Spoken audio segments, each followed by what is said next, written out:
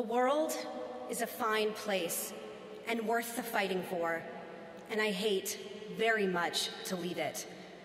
When Ernest Hemingway's Robert Jordan, at the close For Whom the Bell Tolls, lies wounded and waiting for his last fight, these are among his final thoughts. My father had every reason to think the world was an awful place. My father had every reason to think the world was not worth fighting for. My father had every reason to think the world was worth leaving. He did not think any of those things. Like the hero of his favorite book, John McCain took the opposite view.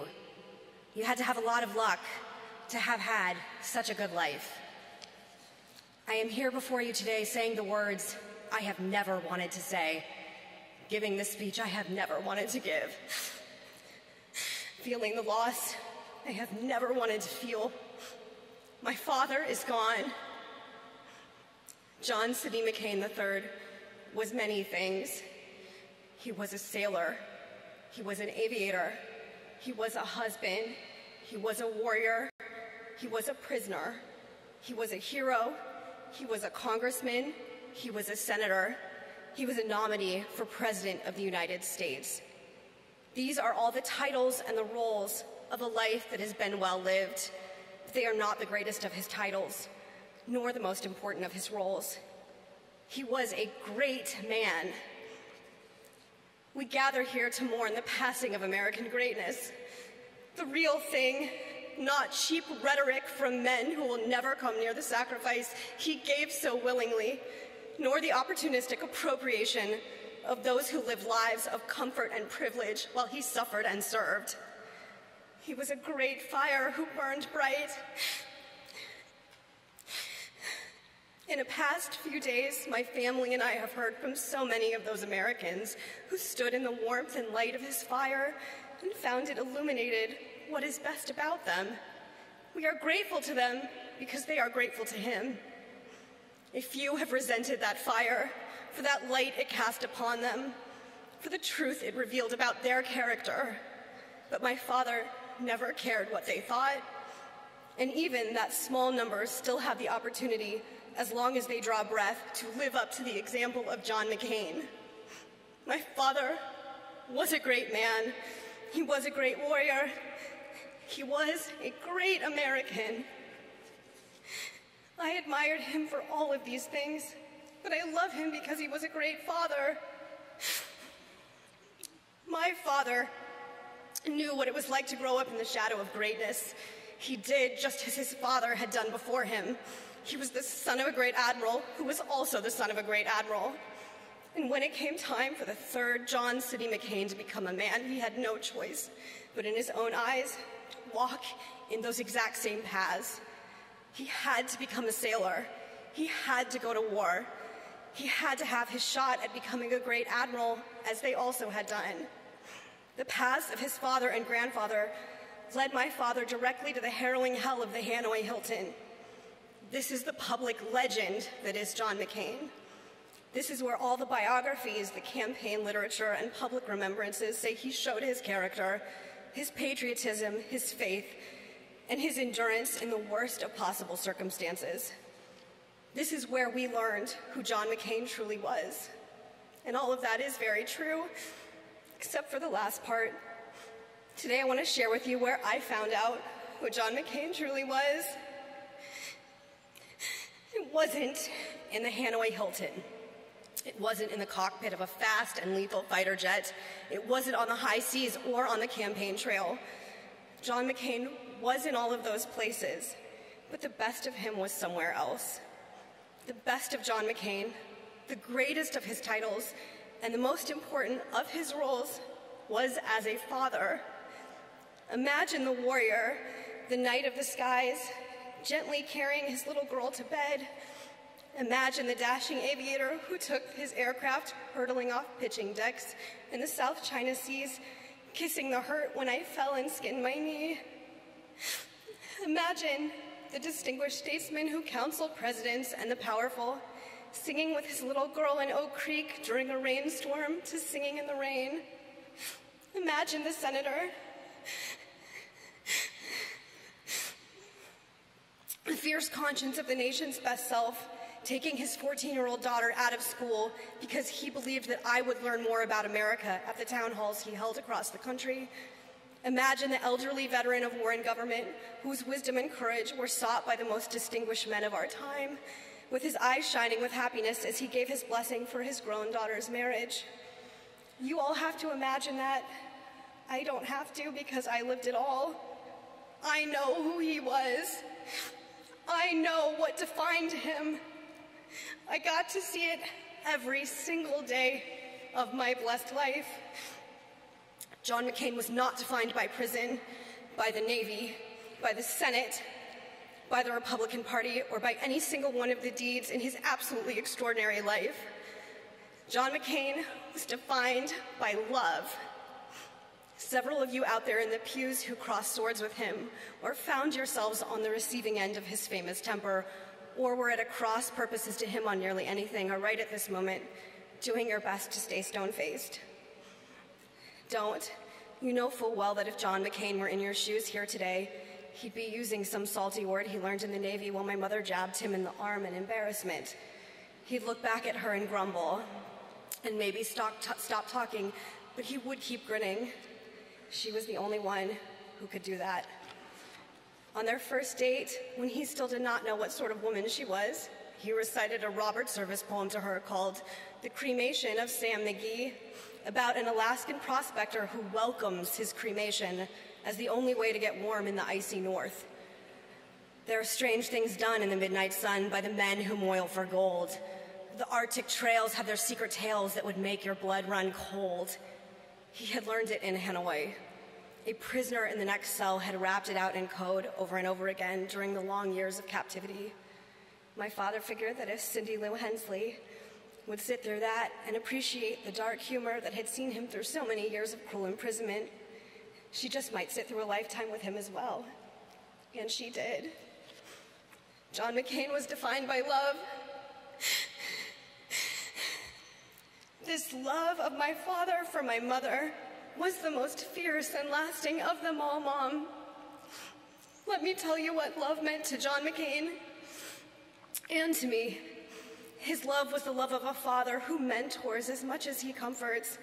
He was endlessly present for us, and though we did not always understand it, he was always teaching. He didn't expect us to be like him. His ambitions for us, unmoored from any worldly achievement, was to be better than him, armed with his wisdom and informed by his experiences, long before we were even old enough to have assembled our own. As a girl, I did not fully appreciate what I most fully appreciate now, how he suffered and how he bore it with a stoic silence that was once the mark of an American man. I came to appreciate it first when he demanded it of me. I was a small girl thrown from a horse and crying from a busted collarbone. My dad picked me up, he took me to the doctor, and he got me all fixed up. Then he immediately took me back home and made me get back on that very same horse. I was furious at him as a child, but how I love him for it now. My father knew pain and suffering with an intimacy and immediacy that most of us are blessed never to have endured. He was shot down, he was crippled, he was beaten, he was starved, he was tortured, and he was humiliated. That pain never left him. The cruelty of his communist captors ensured that he would never raise his arms above his head for the rest of his life. Yet he survived, yet he endured, yet he triumphed. And there was this man who had been through all that with a little girl who simply didn't want to get back on her horse. He could have sat me down and told me all of that and made me feel small because my complaint and my fear was nothing next to his pain and memory. Instead, he made me feel loved. Meghan, he said, in his quiet voice that spoke with authority and meant you had best obey, get back on the horse. It did, and because I was a little girl, I resented it. Now that I am a woman, I look back across that time and see the expression on his face when I climb back up and rode again, and I see the pride and love in his eyes as he said, "Nothing is going to break you."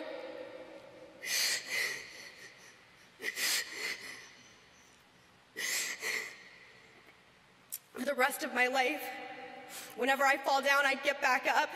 Whenever I am hurt, I drive on. Whenever I am brought low, I rise. That is not because I am uniquely virtuous or strong or resilient. It is simply because my father, John McCain, was. When my father got sick, and I asked him what he wanted me to do with this eulogy, he said, "Show them how tough you are." That is what love meant to John McCain. Love for my father also meant caring for the nation entrusted to him. My father, the true son of his father and grandfather, was born into an enduring sense of the hard-won character of American greatness and was convinced of the need to defend it with ferocity and faith. John McCain was born in a distant and now vanquished outpost of American power, and he understood America as a sacred trust. He understood our republic demands responsibilities even before it defends its rights. He knew navigating the line between good and evil was often difficult, but always simple. He grasped that our purpose and our meaning was rooted in a missionary's responsibility stretching back centuries. Just as the first Americans looked upon a new world full of potential for a grand experiment in freedom and self-government, so their descendants have a responsibility to defend the old world from its worst self. The America of John McCain is the America of the Revolution. Fighters with no stomach for the summer soldier and the sunshine patriot, making the world anew with the bells of liberty. The America of John McCain is the America of Abraham Lincoln, fulfilling the promise of the Declaration of Independence that all men are created equal and suffering greatly to see it through. The America of John McCain is the America of the boys who rushed the colors in every war across 3 centuries, knowing that in them is the life of the Republic, and particularly those, by their daring, as Ronald Reagan said, gave up their chance at being husbands and fathers and grandfathers and gave up their chance to be revered old men. The America of John McCain is, yes, the America of Vietnam, fighting the fight even in the most forlorn cause, even in the most grim circumstances, even in the most distant and hostile corner of the world, standing even defeat for the life and liberty of other peoples in other lands. The America of John McCain is generous and welcoming and bold. She is resourceful and confident and secure. She meets her responsibilities. She speaks quietly because she is strong. America does not boast because she has no need to. The America of John McCain has no need to be made great again because America was always great.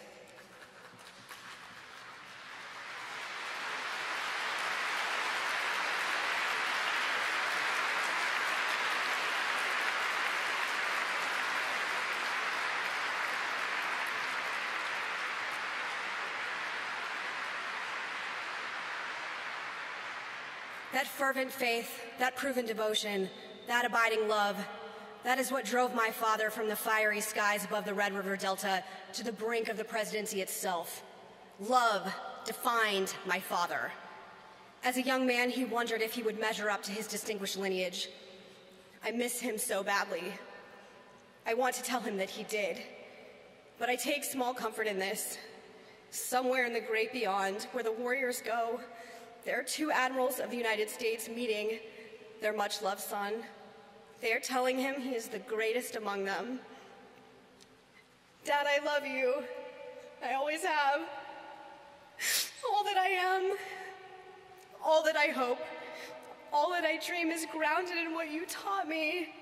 You loved me, and you showed me what love must be. An ancient Greek historian wrote that the image of great men is woven into the stuff of other men's lives. Dad, your greatness is woven into my life. It is woven into my mother's life. It is woven into my sister's life. And it is woven into my brother's lives. It is woven into the life and liberty of the country you sacrificed so much to defend. Dad, I know you are not perfect. We live in an era where we knock down old American heroes for all their imperfections. when no leader wants to admit to fault or failure. You were an exception, and you gave us an ideal to strive for. Look, I know you can see this gathering here in this cathedral. The nation is here to remember you.